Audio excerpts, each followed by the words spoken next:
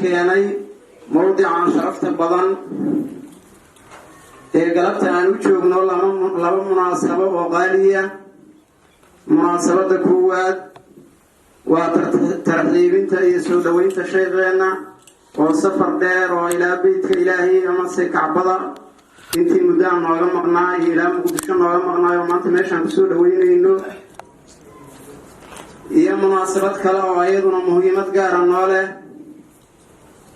munaasabadaas oo ah siyaaradii sheekheenii weligii ilaahay sheekh xasan macalin mu'min markay qabatal ciise maantay maalin galab sharaf iyo karaamo naga mudan waaye oo aad aan u faraxsannahay.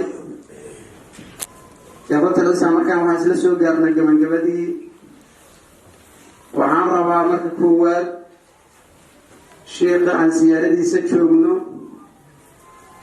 qasaa'idiisa hal qasaa'id oo ka mid ah inaan barakaysanno annagoo kabacdi aan sii dheeray doonayna soo qatimi doona. markaana waxaan kusoo dhaweynayaa mikrofoonka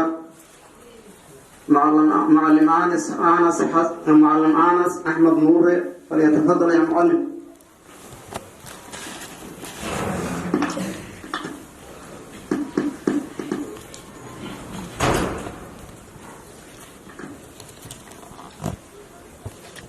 مولاي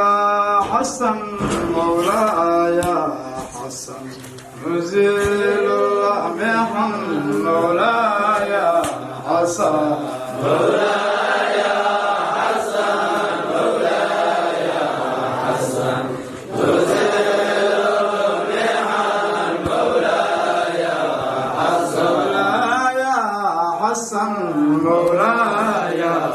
حسن نزيل مولاي حسن مولاي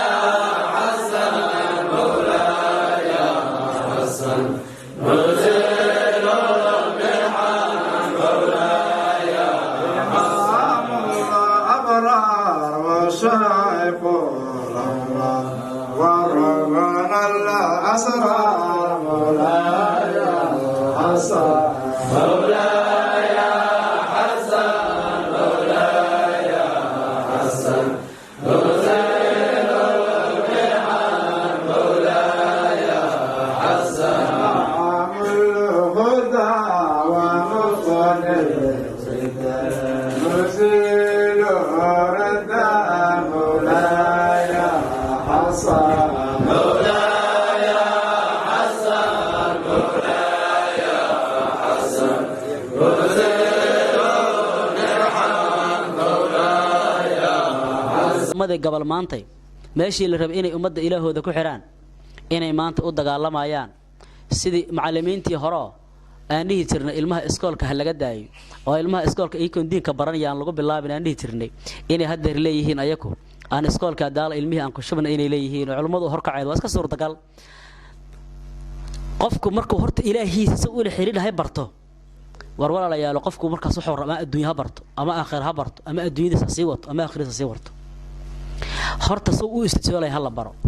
qaybta labaad hadana soo u weysa qaada lahay qofka ugu yaran safina waa in loo bilaabaa. walaalayaal marka waxaan ku soo gabagabeeyaa dhammaantiin inta ikhwaankeena ah oo qalbiga nagala socota qalabka nagala joogta dambigooda Allah dhaafo